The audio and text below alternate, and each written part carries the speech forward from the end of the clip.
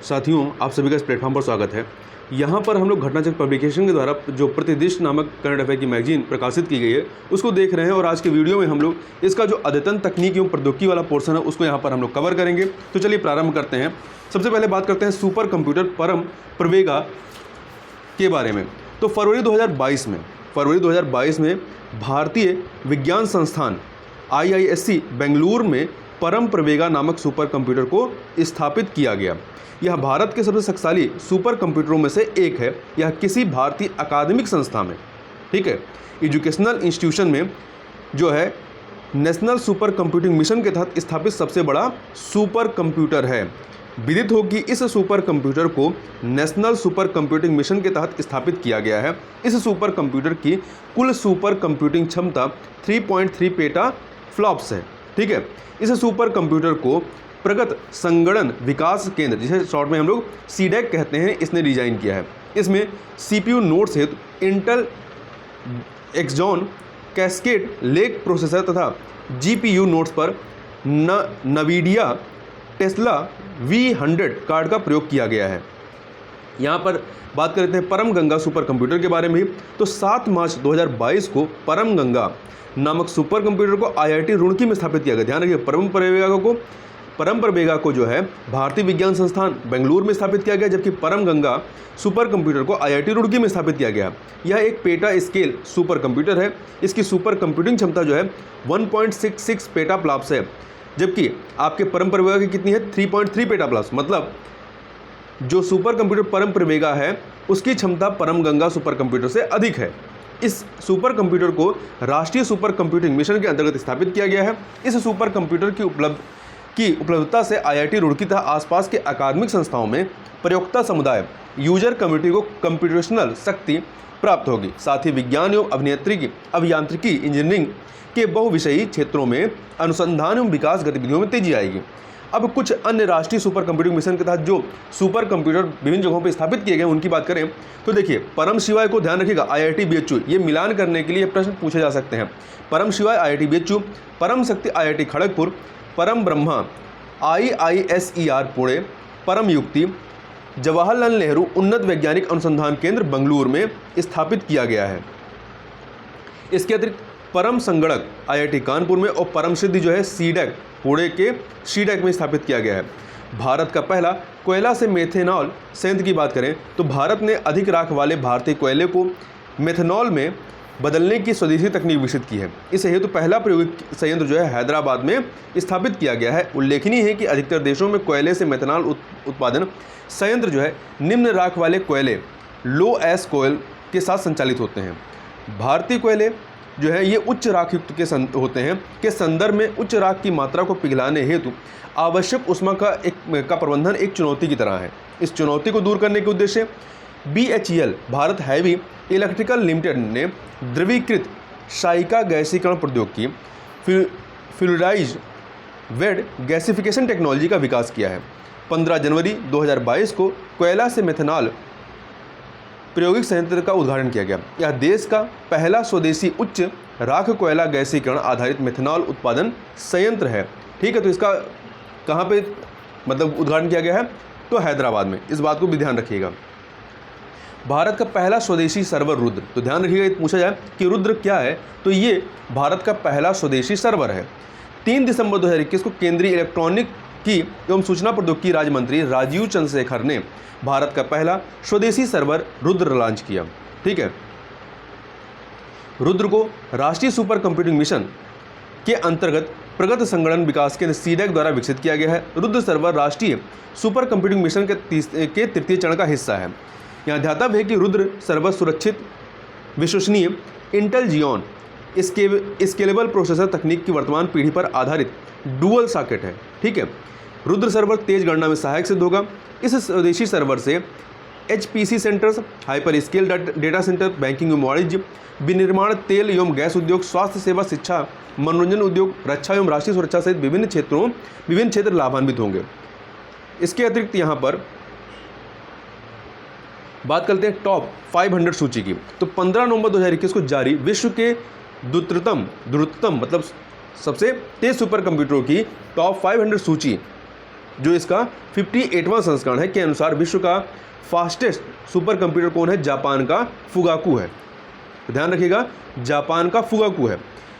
लिनपैक benchmark पर Fugaku supercomputer की अधिकतम संसाधन गति जो है वो 442 पेटा फ्लॉप्स है।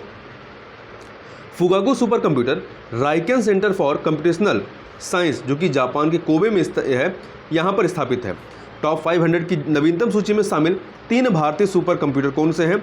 तो इसमें परम सिद्धि 102वें स्थान पर है, प्रत्युष सुपर कंप्यूटर प्रत्युष 121वें स्थान पर, तथा सुपर कंप्यूटर मिहिर 228वें स्थान पर है। तो परम सिद्धि है, प्रत्युष है तथा मिहिर है।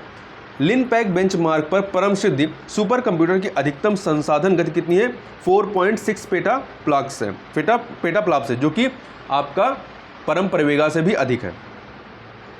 अब यहाँ विश्व के शीर्ष जो 5 सुपर कंप्यूटर हैं उनकी यदि बात करें तो फुगाकू जापान का है, ठीक है, 442 पेटा फ्लॉप्स इसकी गति है, और इसके निर्माता कौन है? फुजीत्सु हैं। समिट अमेरिका का है, IBM ने इसको बनाया है, 148.6 पेटा फ्लॉप्स। शियरा ये भी अमेरिका का IBM के द्वारा निर्मित है, 94.6 पेटा फ्लॉप्स।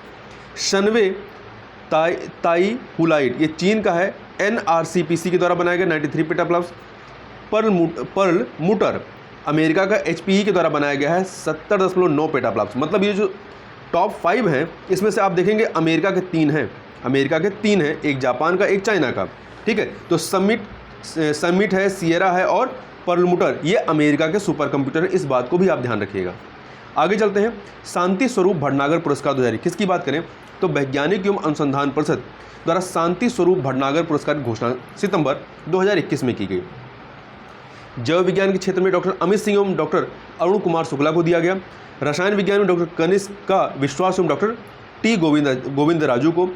पृथ्वी वायुमंडल महासागर तथा ग्रही विज्ञान के क्षेत्र में डॉक्टर बिनोय कुमार साइकिया को। इंजीनियरिंग विज्ञान में डॉक्टर देवदीप मुखोपाध्याय को। गणित विज्ञान में डॉक्टर अनीस घोष एवं डॉक्टर साकेत सौरभ को। वहीं चिकित्सा विज्ञान में डॉक्टर जीमोन पनिमक्कल और डॉक्टर रोहित श्रीवास्तव को। भौतिक विज्ञान में डॉक्टर कनक शाह को। आगे बात करते हैं digital quality of life index 2021 के बारे में। Digital quality of life index, तो देखिए 13 सितंबर 2021 को इस सूचकांक का तीसरा संस्करण जारी किया गया। प्रथम संस्करण वर्ष 2019 में जारी किया गया था। इस सूचकांक को, जो digital quality of life index है, इस सूचकांक को ब्रिटिश वर्जिन आइलैंड आधारित साइबर सुरक्षा कंपनी सर्फ सार्क द्वारा तैयार किया जाता है। इस सूचकांक तथा जीवन की डिजिटल गुणवत्ता को परिभाषित करने वाले 5 मौलिक स्तंभों के आधार पर विभिन्न देशों की रैंकिंग जारी की जाती है। ये 5 स्तंभ कौन से हैं? इंटरनेट सामर्थ्य, इंटरनेट अफोर्डेबिलिटी, इंटरनेट गुणवत्ता, इंटरनेट क्वालिटी। तीसरा है इलेक्ट्रॉनिक बुनियादी ढांचा, इलेक्ट्रॉनिक इंफ्रास्ट्रक्चर। चौथा है इलेक्ट्रॉनिक सुरक्षा, इलेक्ट्रॉनिक सिक्योरिटी। और 5वां है इलेक्ट्रॉनिक सरकार, इलेक्ट्रॉनिक गवर्नमेंट। सूचकांक में कुल 110 देशों को शामिल किया गया है, जो विश्व की लगभग 90% जनसंख्या को समाहित करते हैं। सूचकांक में लगातार दूसरे वर्ष डेनमार्क शीर्ष पर है। 3 बार ये सूचकांक जारी हुआ है, जिसमें से 2 बार डेनमार्क टॉप पे रहा है। दूसरे स्थान पर दक्षिण कोरिया जो है एशिया में प्रथम स्थान पर है, और तीसरे स्थान पर फिनलैंड है। तो टॉप के 3 देश कौन से हैं? डेनमार्क, दक्षिण कोरिया और फिनलैंड। डेनमार्क, दक्षिण कोरिया और फिनलैंड, इसको याद रखिएगा। भारत इस सूचकांक में 110 देशों में 59वें स्थान पर है, और वर्ष 2020 की तुलना में भारत की रैंकिंग में 2 स्थानों की गिरावट दर्ज की गई है। ठीक है, तो पहले 57 पे था, अब 59 पर है। आगे चलते हैं इसमें, तो देखिए 32 एशियाई देशों में भारत का 17वां स्थान है। यदि एशियाई देशों की बात करें तो यहाँ पर एशियाई देशों में दक्षिण कोरिया नंबर 1 पर है, ऐसे दूसरे नंबर पर है, और भारत जो है 17वें स्थान पर है। सूचकांक निर्माण के 5 स्तंभों पर भारत इंटरनेट सामर्थ्य में 47वें स्थान पर, इंटरनेट गुणवत्ता में 67वें पे, इलेक्ट्रॉनिक बुनियादी ढांचा में 91वें पे, इलेक्ट्रॉनिक सुरक्षा में 36वें तथा इलेक्ट्रॉनिक सरकार के आधार पर 33वें स्थान पर है। ATL स्पेस चैलेंज 2021 6 सितंबर 2021 को अटल इनोवेशन मिशन नीति आयोग ने भारतीय अंतरिक्ष अनुसंधान संगठन तथा केंद्रीय माध्यमिक शिक्षा बोर्ड CBSE के साथ मिल करके, तो कौन कौन एक साथ मिला है? अटल इनोवेशन मिशन, मतलब जो नीति आयोग का अटल इनोवेशन मिशन है, भारतीय अंतरिक्ष अनुसंधान संगठन ISRO, केंद्रीय माध्यमिक शिक्षा बोर्ड CBSE, ये तीनों जो है मिल करके स्कूली छात्रों में अंतरिक्षीय नवाचार तथा रचनात्मकता विकसित करने के दृष्टिकोण से ATL स्पेस चैलेंज 2021 कार्यक्रम की शुरुआत की। ATL स्पेस चैलेंज 2021 को वर्ल्ड स्पेस वीक 2021 के साथ संबद्ध किया गया है। वर्ल्ड स्पेस वीक जो है ये विज्ञान तथा प्रौद्योगिकी क्षेत्र के योगदान को रेखांकित करने के लिए वैश्विक स्तर पर प्रत्येक 4 से 10 अक्टूबर के मध्य मनाया जाता है। यह चैलेंज देश के सभी स्कूलों के विद्यार्थियों, मेंटर एवं शिक्षकों के लिए तैयार किया गया है। इसमें अटल टिंकरिंग लैब और गैर अटल टिंकरिंग लैब वाले स्कूल शामिल, मतलब सभी को शामिल किया गया है। इस चैलेंज में शामिल प्रत्येक दल को चुनौती विषयों चैलेंज थीम में से किसी एक के अंतर्गत प्रश्न को चुनकर उसका समाधान तैयार करना होगा। चुनौती विषयों का विवरण निम्नवत है। कौन कौन से इसमें विषय लिए गए हैं चैलेंजेस थीम में? तो explore space, rich space, inhabit space तथा लीवरेज स्पेस। यह चैलेंज कक्षा 6 से 12 तक के विद्यार्थियों को एक खुला मंच प्रदान करेगा ताकि वे नवाचार के साथ स्वयं डिजिटल युग की अंतरिक्ष तकनीक से जुड़ी समस्याओं का समाधान करने में सक्षम हो सकें। आगे बात करते हैं प्रथम विद्युत वाहन अनुकूल राजमार्ग की। तो देखिए 19 अगस्त 2021 को कारना या कर्ण झील रिसोर्ट में स्थापित सौर ऊर्जा आधारित इलेक्ट्रिक वाहन चार्जिंग स्टेशन का उद्घाटन किया गया। इसके साथ ही दिल्ली चंडीगढ़ राजमार्ग देश का पहला इलेक्ट्रिक वाहन अनुकूल राजमार्ग बन गया। तो दिल्ली चंडीगढ़ राजमार्ग देश का पहला इलेक्ट्रिक वाहन अनुकूल राजमार्ग है। सोलर इलेक्ट्रिक वाहन चार्जिंग स्टेशन व्यक्तिगत ग्रिड से जुड़े रूफटॉप सोलर संयंत्रों से युक्त हैं जो चार्जिंग स्टेशनों को हरित और स्वच्छ ऊर्जा की आपूर्ति करेंगे। कर्ण लेक रिजॉर्ट में स्थापित EV चार्जिंग स्टेशन रणनीतिक रूप से दिल्ली चंडीगढ़ राजमार्ग के केंद्र बिंदु पर अवस्थित है। इसे भारत हैवी इलेक्ट्रिकल लिमिटेड द्वारा भारी उद्योग मंत्रालय की योजना फेम 1 के अंतर्गत स्थापित किया गया है। 4 सितंबर 2021 को power grid corporation of India limited ने शिलांग में, मेघालय की राजधानी शिलांग के प्रथम इलेक्ट्रिक वाहन चार्जिंग स्टेशन की आधारशिला रखी। 28 जनवरी 2022 को गुरुग्राम में, हरियाणा के गुरुग्राम के सेक्टर 52 में भारत के सबसे बड़े इलेक्ट्रिक वाहन चार्जिंग स्टेशन 100 चार्जिंग पॉइंट की शुरुआत की गई। राष्ट्रीय हाइड्रोजन मिशन की बात करें तो 15 अगस्त 2021 को 75वें स्वतंत्रता दिवस के अवसर पर प्रधानमंत्री नरेंद्र मोदी ने राष्ट्रीय hydrogen mission, national hydrogen mission की घोषणा की। इस मिशन के माध्यम से भारत को हरित हाइड्रोजन, ग्रीन हाइड्रोजन के उत्पादन एवं निर्यात के क्षेत्र में वैश्विक केंद्र हब बनाने का लक्ष्य निर्धारित किया गया है। उल्लेखनीय कि भारत सरकार ने केंद्रीय बजट 2021-22 में हाइड्रोजन ऊर्जा में अनुसंधान एवं विकास हेतु 25 करोड़ रुपए आवंटित किए गए हैं। तो ध्यान रखिए गया यह बजट 2020-21 की बात हो रही है। नया बजट जो है आपका जो है वो 2022-23 है, ठीक है। तो ये पिछले बजट में 25 करोड़ रुपए आवंटित किए गए थे। इसके तहत वर्ष 2050 तक कुल उत्पादित की जाने वाली हाइड्रोजन का 3/4 भाग नवीकरणीय स्रोतों से उत्पादित किया जाएगा। उल्लेखनीय है कि सर्वप्रथम हाइड्रोजन अर्थव्यवस्था, हाइड्रोजन इकोनॉमी नामक शब्द की अवधारणा दक्षिण अफ्रीकी रसायन शास्त्री जॉन बोरक्रिश ने प्रस्तुत की थी। उनका मत था कि हाइड्रोजन अर्थव्यवस्था वर्तमान हाइड्रोकार्बन आधारित अर्थव्यवस्था का स्थान लेगी। हाइड्रोकार्बन मतलब जो जैसे कि पेट्रोलियम है, कोयला है, इस पर जो आधारित है। आगे देखते हैं, वर्ष 2003 में भारत में राष्ट्रीय हाइड्रोजन ऊर्जा बोर्ड गठित किया गया था। तत्पश्चात वर्ष 2006 में नवीन एवं नवीकरणीय ऊर्जा मंत्रालय ने राष्ट्रीय हाइड्रोजन ऊर्जा रोडमैप प्रस्तुत किया। उल्लेखनीय कि भारत मिशन इनोवेशन नवीकरणीय एवं स्वच्छ ऊर्जा challenge IC8, mission innovation renewable and clean hydrogen challenge IC8 के भागीदार देशों में से एक है, यह ध्यान रखिएगा। उल्लेखनीय कि मिशन इनोवेशन 24 देशों एवं यूरोपियन यूनियन की एक प्रमुख वैश्विक पहल है जिसकी घोषणा 30 नवंबर 2015 को की गई थी। मिशन इनोवेशन का उद्देश्य वैश्विक स्वच्छ ऊर्जा नवाचारों में तेजी लाना है। यह जो मिशन इनोवेशन है इसके अंतर्गत 8 नवाचार चुनौतियों को शामिल है जिनमें से IC8 नवीकरणीय स्वच्छ हाइड्रोजन पर केंद्रित है। वाहन स्क्रैपिंग नीति के बारे में बात करें तो 13 अगस्त 2021 को प्रधानमंत्री नरेंद्र मोदी ने राष्ट्रीय ऑटोमोबाइल स्क्रैपेज नीति का शुभारंभ किया। इस नीति का शुभारंभ वीडियो कॉन्फ्रेंसिंग के माध्यम से गुजरात में निवेश शिखर सम्मेलन के दौरान किया गया। वाहन स्क्रैपिंग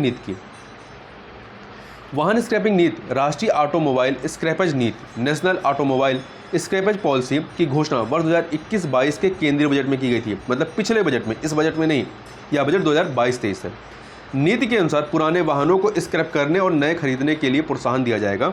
वाहन निर्माता स्क्रैपिंग प्रमाण पत्र नए वाहन खरीदने पर 5% तक की छूट दे सकते हैं। स्क्रैपिंग प्रमाण पत्र दिखाने पर नए वाहन के पंजीकरण पर शून्य शुल्क होगा। नए वाहनों की एक्स शोरूम कीमत के 4 से 6% के बराबर पुराने वाहन का स्क्रैप मूल्य होगा। राज्य व्यक्तिगत और वाणिज्यिक वाहनों के लिए रोड टैक्स पर जो व्यक्तिगत जो श्रेणी के वाहन उनके लिए 25% और वाणिज्यिक वाहनों के लिए 15% तक छूट दे सकते हैं। राज्य जो है पुराने वाहन रखने पर राज्य अतिरिक्त हरित कर लगा सकते हैं, ग्रीन सेस लगा सकते हैं। निजी वाहनों के पंजीकरण शुल्क के नवीनीकरण में वृद्धि कर सकते हैं। इसके अतिरिक्त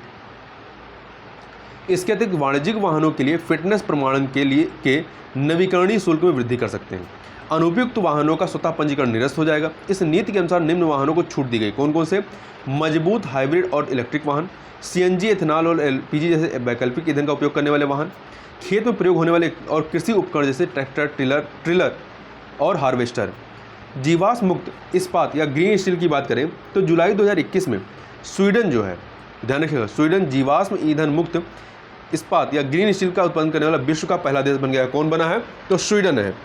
स्वीडन का इस्पात निर्माता कंपनी SSAB ने अन्य दो कंपनियों LKAB लौह अयस्क खनन कंपनी और वेटनफॉल ऊर्जा कंपनी के साथ साझेदारी में इसका उत्पादन किया। उत्पादन की पहली खेप SSAB कंपनी ने अपने ग्राहक वोल्वो समूह को परीक्षण के तौर पर भेजी है। ग्रीन स्टील के उत्पादन हेतु जिस तकनीक का प्रयोग किया गया है उसका नाम है हाइब्रिड। तो ध्यान रखने वाली बात है, किस तकनीक का इस्तेमाल किया गया है? तो हाइब्रिड तकनीक। और किसने उत्पादन किया सबसे पहले? तो स्वीडन ने किया है। उपर्युक्त 3 कंपनियों ने वर्ष 2016 में hydrogen breakthrough iron making technology का निर्माण किया था। इस तकनीक का उद्देश्य, जो ये हाइब्रिड तकनीक है, ये इसका पूरा नाम है hydrogen breaking through iron making technology, तो इसको भी याद रखिएगा। इस तकनीक का उद्देश्य वर्ष 2026 की शुरुआत में वाणिज्यिक तौर पर बाजार में जीवाश्म मुक्त स्टील पहुंचाना और औद्योगिक पैमाने पर प्रौद्योगिकी का प्रदर्शन करना है। आगे बात करते हैं वैश्विक साइबर सुरक्षा सूचकांक 2020 के बारे में। तो देखिए 29 जून 2021 को अंतर्राष्ट्रीय दूरसंचार संघ इंटरनेशनल टेलीकम्युनिकेशन यूनियन ITU द्वारा वैश्विक साइबर सुरक्षा सूचकांक ग्लोबल साइबर सिक्योरिटी इंडेक्स 2020 जारी किया गया।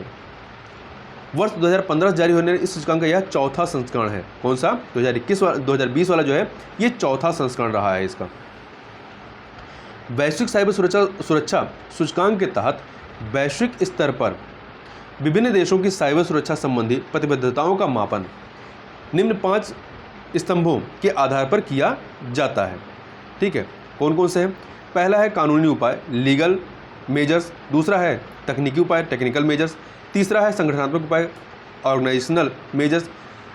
चौथा है क्षमता विकास उपाय, कैपेसिटी डेवलपमेंट मेजर्स। और पांचवा है सहयोग संबंधी उपाय, कोऑपरेशन मेजर्स। देखिए ITU के 193 सदस्य देशों, ITU मतलब बोले तो ITU आपका अंतर्राष्ट्रीय दूरसंचार संघ जो है, ठीक है। तो ITU के 193 सदस्य देशों एवं फिलिस्तीन, तो कुल मिलाकर 194 देश हो गए। तो ध्यान रखिए फिलिस्तीन ITU का सदस्य नहीं है। तो इस सूचकांक में भारत ने 37 स्थानों के सुधार के साथ 10वां स्थान हासिल किया है। तो ये महत्वपूर्ण है, 37 स्थानों का सुधार हुआ और 10वें स्थान पर भारत है। जो शीर्ष 5 देश हैं उसमें नंबर 1 पर संयुक्त राज्य अमेरिका है, दूसरे पे यूनाइटेड किंगडम, सऊदी अरब, 2 देश हैं दूसरे पे, यूनाइटेड किंगडम और सऊदी अरब। तीसरे पे इस्टोनिया है, चौथे पे 3 देश हैं, कोरिया गणराज्य, सिंगापुर और स्पेन। और 5वें पे भी 3 देश हैं, रूस, संयुक्त अरब अमीरात, मलेशिया। इसमें जो वैश्विक साइबर सुरक्षा सूचकांक 2020 में ब्रिक्स राष्ट्रों का स्थान देखें तो ब्राज़ील 18वें स्थान पर है, रूस 5वें पे है, भारत 10वें पे है, चाइना 33वें पे है और दक्षिण अफ्रीका 59वें स्थान पर। तो इसमें सबसे बढ़िया स्कोर जो है या रैंक जो है रूस की है, उसके बाद जो है भारत की है, ठीक है। फिर तीसरे नंबर पे ब्राज़ील है, फिर आपका चाइना, फिर दक्षिण अफ्रीका। यह जो वैश्विक साइबर सुरक्षा सूचकांक 2020 है, इसमें 100 अंकों के साथ संयुक्त राज्य अमेरिका शीर्ष स्थान पर है। माइक्रोनेशिया, वेटिकन और यमन 0 अंक के साथ वैश्विक साइबर सुरक्षा सूचकांक में अंतिम स्थान 122वें स्थान पर, तो 182वें, 182वें, ठीक है, 182वें स्थान पर है। तो 3 देश हैं सबसे लास्ट पोजीशन पे, माइक्रोनेशिया, वेटिकन और यमन, ठीक है। तो इस प्रकार से इस वीडियो में बस इतना ही, मिलते हैं नेक्स्ट वीडियो में, तब तक के लिए बहुत बहुत धन्यवाद।